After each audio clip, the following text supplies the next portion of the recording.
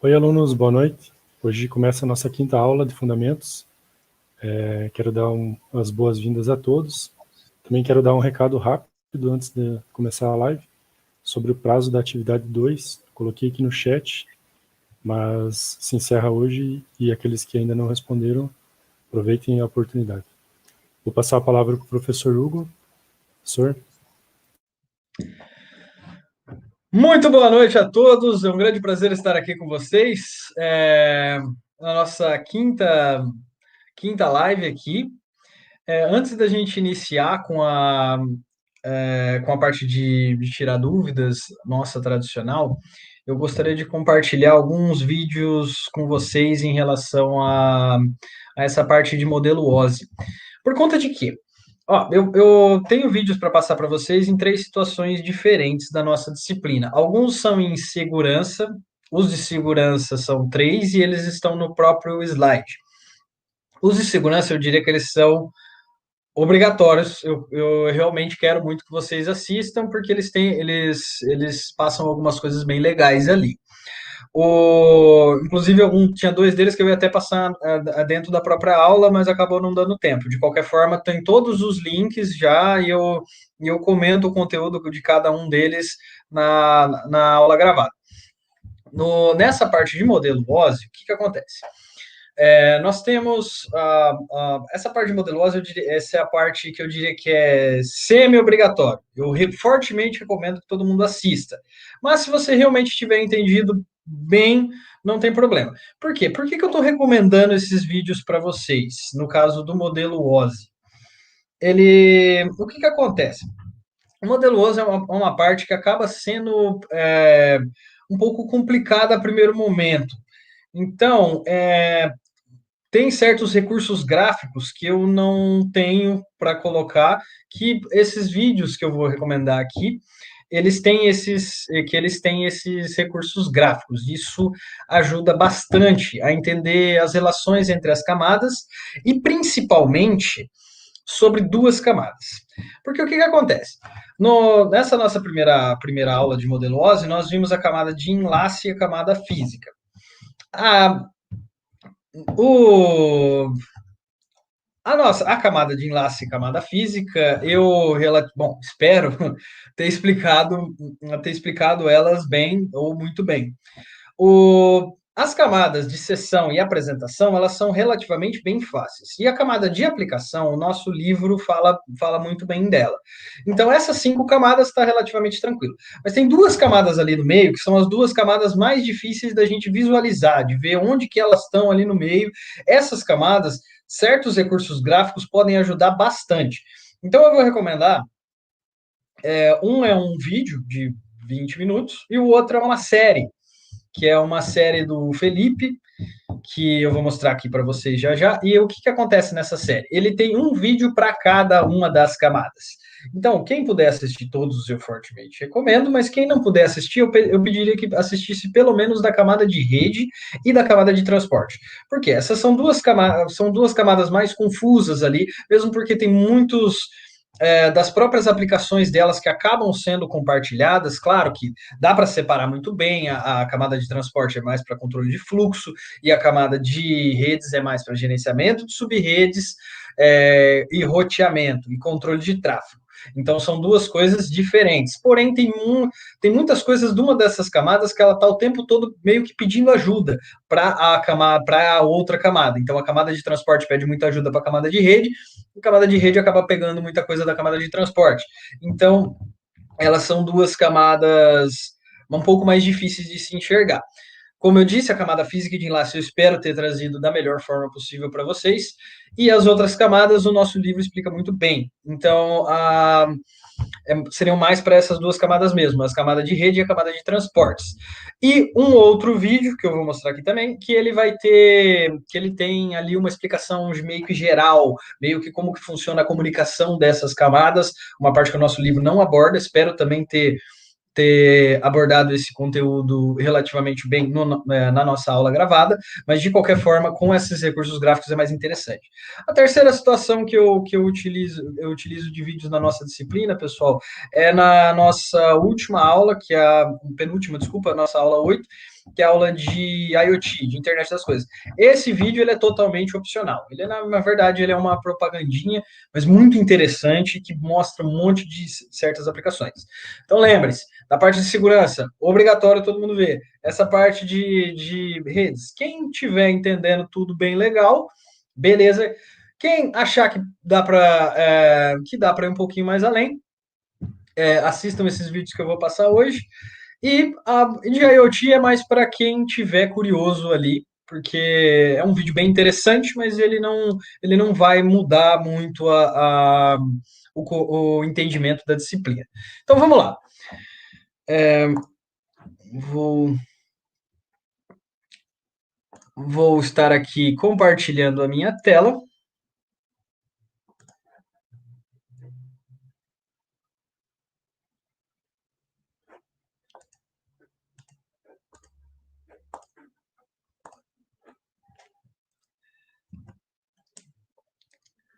Beleza. Bom, vamos lá, pessoal. Ó, para vocês verem como é fácil achar aqui os vídeos que eu mostrei. Esse aqui é essa série do Felipe Barreiros. Eu vou clicar aqui e abrir numa outra janela para mostrar a série inteira, digamos assim. Então, essa série, aqui, desculpa, não é para rodar agora. Mas essa parte aqui, ó, tem aqui modelo OSI. Ele tem as camadas do modelo OSI. Esse vídeo é excelente. E depois ele tem um vídeo para cada camada. Então, pessoal, ó, os que eu mais recomendo, esse vídeo, as camadas do modelo OSI, e o vídeo relativo à camada de rede, esse vídeo aqui, e o vídeo relativo à camada de transporte. Claro, quem puder e conseguir assistir todos, é legal. Mas quem não puder, pelo menos assista esses três. Esse aqui e esse aqui. São vídeos bem bacanas, que ele faz de uma forma bem intuitiva ali. E um vídeo que usa mais ainda artefatos que são legais de se mostrar é esse vídeo aqui. Esse vídeo aqui, pessoal, ele é muito bacana. E eu também recomendo ele de vocês assistirem. Modelo OSI TCP/IP, como funciona o processo de comunicação em redes. Esse vídeo é legal, mas não é tanto quanto os outros que eu mostrei. Seria mais esse aqui e esses aqui. Esse aqui é legal também, mas é muito comprido. Então vamos nos ater então a esse As Camadas do Modelo OSI, a série do Felipe Barreiros. Assistir tanto esse primeiro quanto da série dele, camada de rede e camada de transporte, e esse vídeo aqui, modelo OSI TCP/IP. Bom, pessoal, deixa eu. Bom, pessoal, era esses vídeos que eu queria compartilhar com vocês. A todos que puderem assistir, garanto que tem conhecimento a ser agregado nisso. Então, vamos ir então para a nossa sessão de tirar dúvidas sobre a nossa quinta aula, nossa aula relativa ao modelo OSI, mais específico das duas primeiras camadas, camada física e camada de enlace.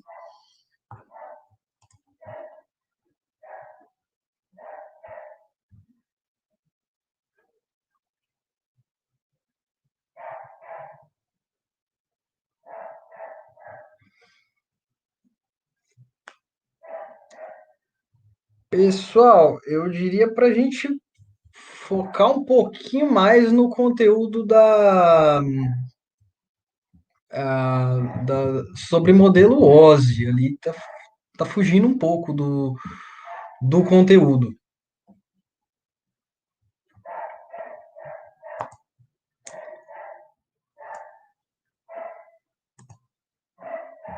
Ó, temos uma parte ali, uma pergunta do José Eugênio, para explicar um pouco como funciona o controle de fluxo realizado pela camada de enlace. Na verdade, pessoal, quem é mais responsável por controle de fluxo é a camada de transporte. A camada de transporte, como que ele faz esse controle de fluxo? Ele impede que você sobrecarregue o seu receptor e vice-versa. Então, por exemplo, eu tenho um receptor que só pode receber 1 megabyte por segundo. E eu tenho um transmissor que envia a 10 megabytes por segundo. O que isso vai acontecer? Vai sobrecarregar o meu receptor, ele não vai conseguir trabalhar e tem uma grande chance de uma boa parte da sua mensagem ser perdida no meio do caminho. Então, como que isso é feito? Isso é feito regulando, como se fosse diminuindo ali a quantidade de fluxo que o meu transmissor pode enviar. Então, essa parte de controle de fluxo mesmo, ele é mais função da camada de transporte. A parte de controle de fluxo que você está dizendo da camada de enlace, ela é mais a parte de você fazer o enlace que a gente chama de dados, e ele tem que ter, então, toda aquela parte de endereçamento que eu passei para vocês, é a parte de como que eu vou fazer a minha mensagem ser completa o suficiente para que ela seja enviada e a hora que eu recebo eu sei quem enviou. Mas a parte mais, digamos assim, mais física, não sei se seria a palavra correta, mas essa parte mais de você poder realmente controlar fluxo propriamente dito, de eu tenho um fluxo muito grande aqui, e esse fluxo está trafegando pela minha rede, e opa, isso aqui vai causar algum problema na minha rede, porque eu tenho elementos transmitindo mais do que eles podem, e tudo mais, e tem determinados pontos na minha rede que estão ficando sobrecarregado. Olha como que tem uma pegadinha ali. Essa parte de pontos específicos sobrecarregados, aí ela já vai um pouco para, se for, por exemplo, um switch, algum ponto assim, aí já é camada de rede, não é camada de transporte. Eu sei, é confuso. O que acontece? O controle de fluxo, como eu disse, eu tenho um transmissor recebendo mais do que ele aguenta, camada de transporte. Eu tenho um ponto específico de roteamento na minha rede que está sobrecarregado. Eu preciso procurar um caminho alternativo para não sobrecarregar aquele ponto específico. Daí, na verdade, isso aí já é roteamento e gerenciamento de subredes. Essa parte, que é controle de tráfego, na verdade. Então, essa parte aí já vai para a camada de rede. Então, camada de transporte, controle de fluxo. Mas lembrando desse detalhe, que um ponto sobrecarregado que roteia para muita gente quer passar por aquele ponto para chegar, porque normalmente aquele é o caminho mais rápido, aí já vai para a parte de roteamento. Como existe essa parte do roteamento, aí já é função da camada de redes e não da camada de transporte.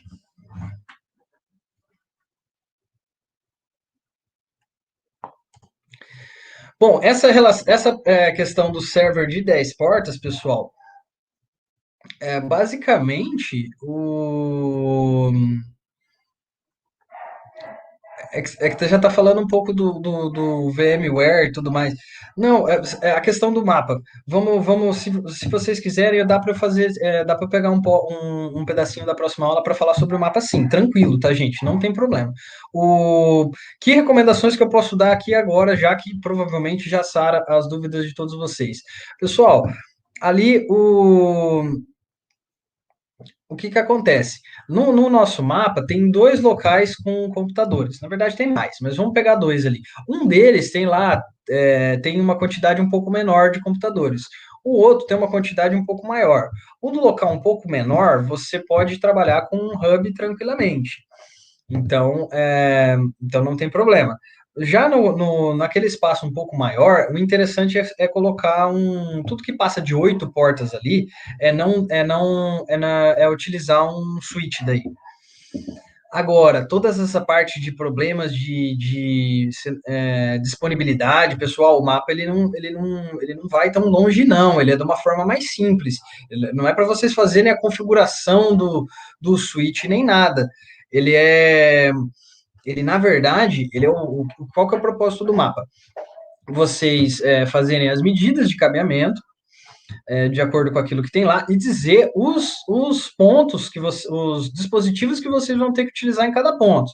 Então, é local com um ponto, você só leva o cabo, é local com O local é com mais pontos lá, 5 pontos mais ou menos aqui, você utiliza um hub. É um local com mais pontos ainda, vai precisar lá de mais de 10 pontos, mais de 8 portas é o número chave que a gente diz, menos de 8 dá para usar hub, mais de 8 usa o switch. Aí, local com mais de 8 portas, você vai utilizar um switch. Praticamente é isso, pessoal. O mapa ele não entra muito a fundo assim, não. Ele é mais um switch simples, ali, na verdade, está perguntando qual que é os equipamentos que estão sendo utilizados. Então, segue mais ou menos essa regrinha, que é uma regrinha que também que é uma regrinha que se utiliza na prática, por isso que eu coloquei o mapa daquela forma. Tem locais com poucos computadores, hub, se tiver um só, aí é só o fio. Se tiver um local com muitos computadores, você vai colocar um switch. Se for um switch, um hub switch, isso aí é indiferente, tá, pessoal? Não vai mudar a sua resposta do trabalho.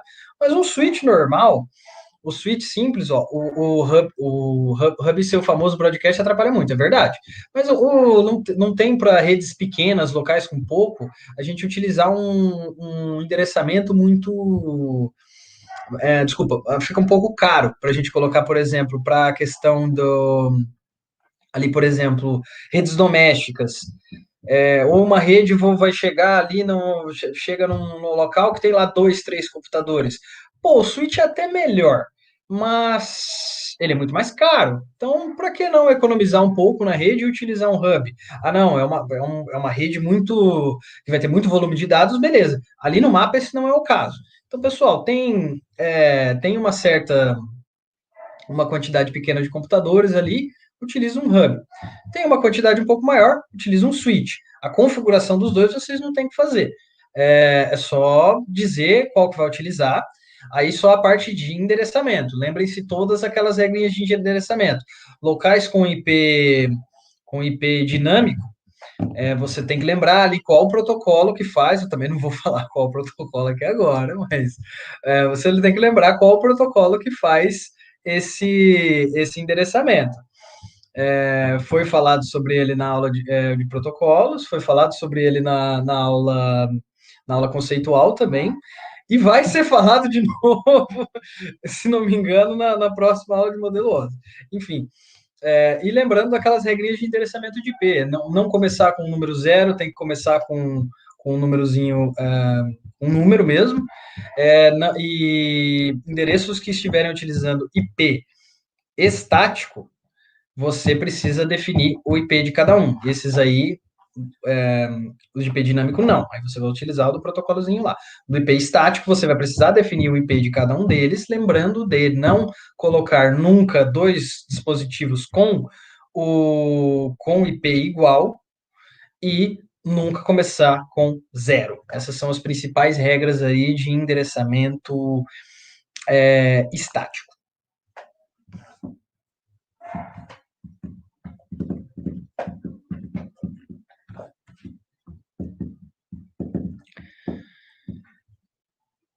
Paralelo do modelo OSI com a programação orientada a objetos. José, achei muito interessante sua analogia. Confesso que eu nunca tinha pensado dessa forma. Mas com certeza, se eu fosse implementar, por exemplo, um programa em Java que utilizasse conceitos de redes, eu gostei muito da tua colocação. Achei bem legal mesmo. Dá para fazer obviamente, se você fosse fazer um programa desse modelo, bem legal a analogia. Sim, o modelo OSI seria como se fosse uma classe, e sim, poderia colocar a internet como sendo um objeto, sim, aí com todos os atributos ali e métodos de cada camada. Achei bem legal a sua analogia.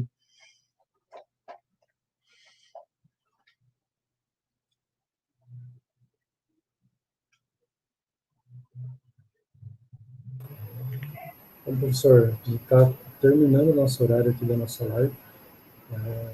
Pelo que eu estou vendo aqui, não tem muitas perguntas, teve bastante dúvidas sobre o mapa, né? Como o senhor comentou, a gente pode fazer uma discussão novamente na próxima aula. Eu queria agradecer a participação. Vamos pegar ali a gente pega uns 10 minutinhos ali da próxima aula e vamos comentar um pouco sobre o mapa, então. Lembrando que o professor comentou que a última aula, a aula 9, ia ser um tira-dúvida geral, né? Então, o pessoal também pode aproveitar, tirar todas as dúvidas que estão surgindo nas aulas conceituais. Queria agradecer a participação de todos, agradecer pela aula do professor e, se o professor quiser a palavra aí para se despedir. Muito boa noite, pessoal, e até semana que vem.